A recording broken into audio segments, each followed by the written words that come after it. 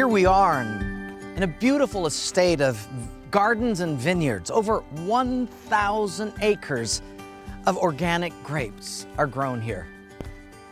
Now, this estate is not only known for its wines, but also for its weddings. That's right.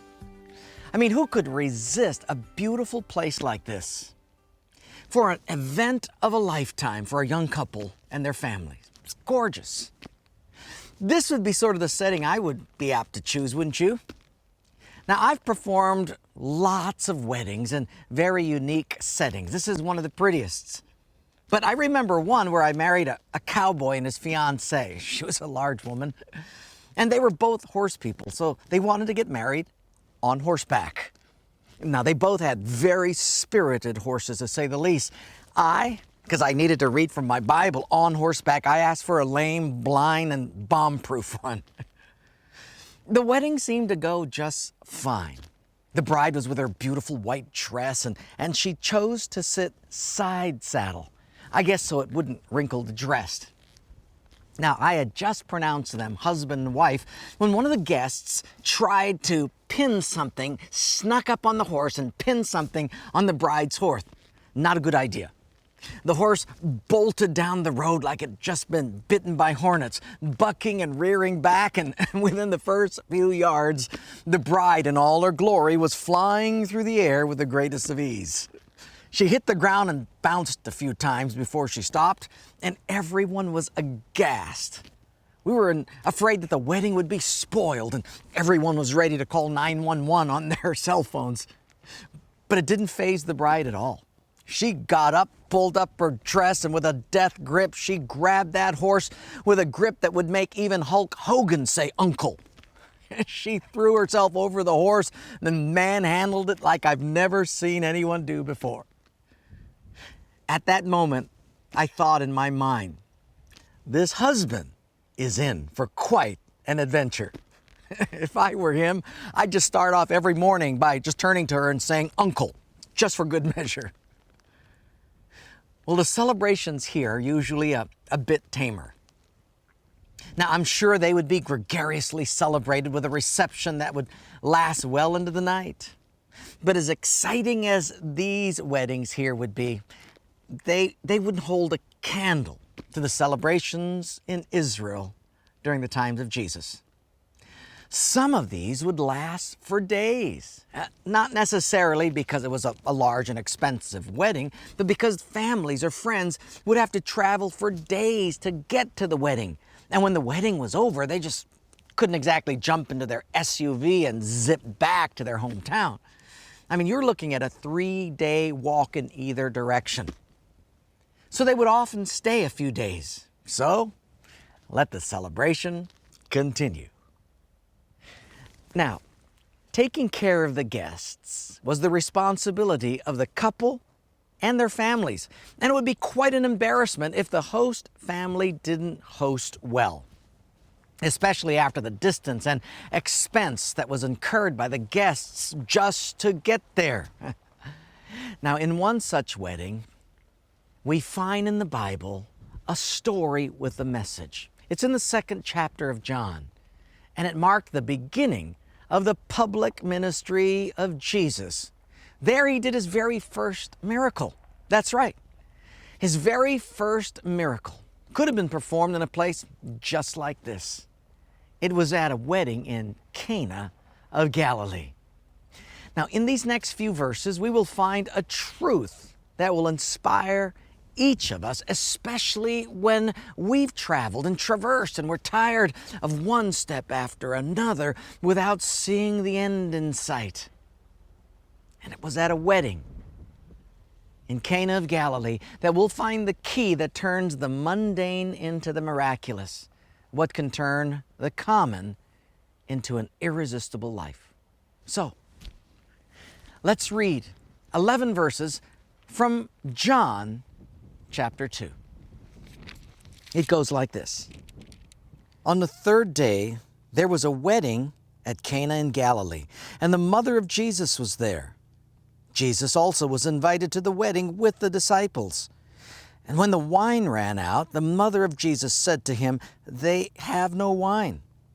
And Jesus said to her, "Woman, what does this have to do with me? My hour has not yet come." His mother said to the servants, "Do whatever he tells you." Now there were 6 stone water pots there for the Jewish rites of purification, each holding 20 or 30 gallons. Jesus said to the servants, "Fill the jars with water," and they filled them to the brim. And he said to them, "Now draw some out and take it to the head waiter." So they took it. And when the head waiter of the feast tasted the water, which had now become wine, and did not know where it came from, though the servants who had drawn the water knew, the master of the feast called the bridegroom and said to him, "Everyone serves the good wine first, and when the people have drunk freely, then the poor wine. But you have kept the good wine until now." And this was the first of his signs that Jesus did in Cana of Galilee. Now, here's the story. In those days, to run out of wine was an embarrassing sign of unpreparedness on behalf of the host.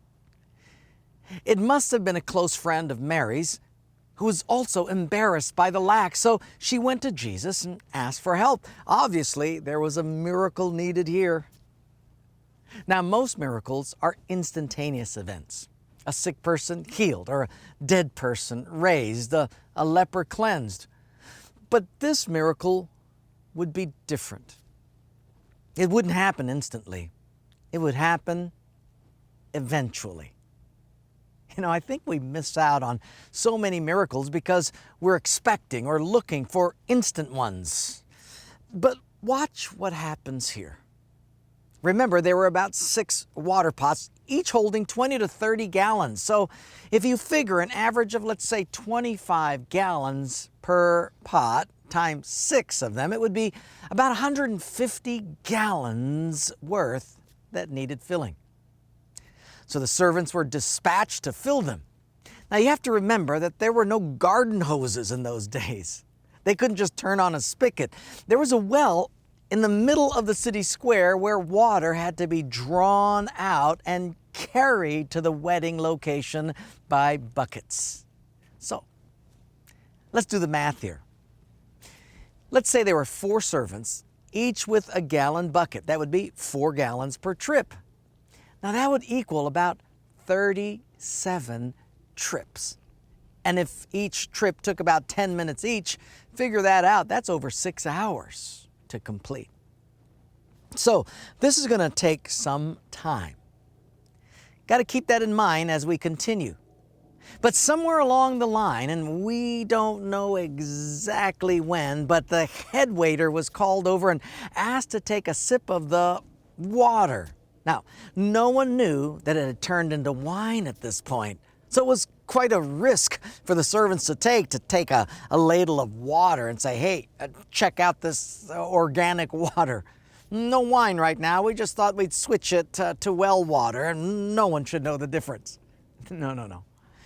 I wonder what the servants were thinking along the way. Trip after trip and gallon after gallon, step after step, and they had no idea that a miracle was in motion, that the spectacular was in progress. And often in our own lives, we don't either. For example, I did some research on the great evangelist Billy Graham for a paper I was doing. One of his Sunday school teachers in his youth was interviewed, and his comments about the young Billy, when he was asked, was simply this. He said, "No, Billy was just an average little boy. Nothing promising, just another student in his Sunday school class." But what he didn't know was eventuating in this young man was a world changer. Something of some miracle would take place where in this one person, God would use him to change the world. But no one knew. I bet the same could be said of many stellar leaders or wildly successful business people. You just can't tell as this eventuates. But as the servants continued, somewhere along the line, a miracle happened. Water was turned into wine. But no one knew when it would take place. No one knew. Was it on the 8th trip, maybe the 10th or the 30th? No one knows till this day when that miracle took place. Or maybe it was the moment that the head waiter's ladle touched the water. Then it became wine. Oh, the servants knew that it was at the beckon of Jesus that all of this began, but exactly when everything turned, nobody knew. You ever feel like those servants? Sometimes you're doing what God's asking you to do, but there's no results taking place. It's just like goes on and on day after day, and you're doing your best, but there's nothing happening. You know, it's not faith that troubles me. It's the dailiness of faith. How often I wouldn't mind working really hard for a short while and then take a break. It's done. Well, at this time, you as a mom or a dad, you might be on your 20th trip or wondering, when will this all end? As a mom, the daily grind starts grinding on you. It starts early in the morning and it goes till late at night. Or maybe you're a caregiver or a minister and you go from day to day without seeing many results or even any change. Even though you know this is what God has assigned for you in this season. Every mother has to feel this way. Every student, every dad, every worker. There's times in your life where you think, is this all there is? But the message here is simple. Here it is. Stay faithful in what God has called you to do, and don't allow your faith to quit. I remember one lady who left her husband and sadly, her 3 beautiful children left behind and went for another married man. And her reason? She told me later that everything had fallen apart. And she was now carrying the child of this other man. And she said, you know, the reason I did it was because I just figure it this way. I've been a Christian my whole life and I just wanted to do something because I just wanted to do it for a change. And then she said this, I've been good all my life. I thought I deserved a break. Pretty deceptive. If you think about it, no one should deserve a break from God's best. I mean, that's a ruse. It's a deception. She actually ruined her life and her family and even her future because she had been duped into thinking that she was getting it better somewhere else. I say it this way. We always think the grass is greener on the other side. No, the grass is greener where you water it and where you tend it. But sometimes the watering and the tending takes time and effort. But allow me to let you in on a secret, a promise. Here it is.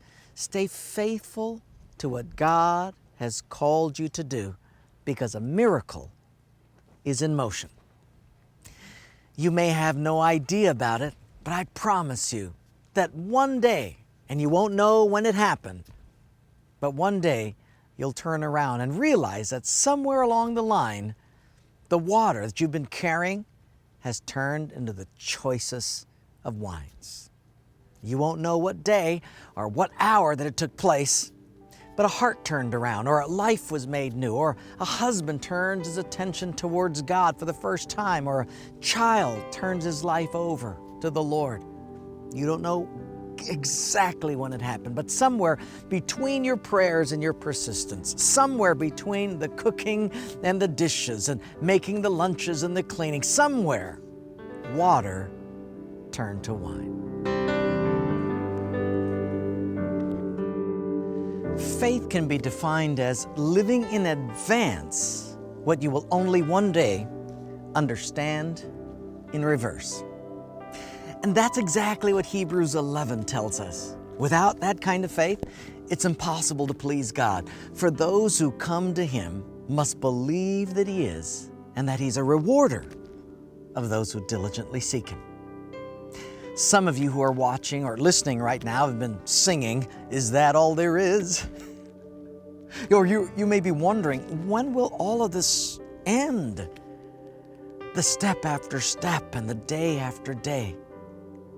I want you to know that God has a plan. Now, you won't know that plan, or you won't see it emerge, and you won't know whether it's on the 5th trip or the 10th trip or maybe even the 30th. But as you remain faithful, one day you'll turn around and you'll see that water has turned to wine. And it will all be worth it. Every step, every trip, every bucket drawn. So stay steady and see the miracle that's in motion. You watch, you wait, you'll see.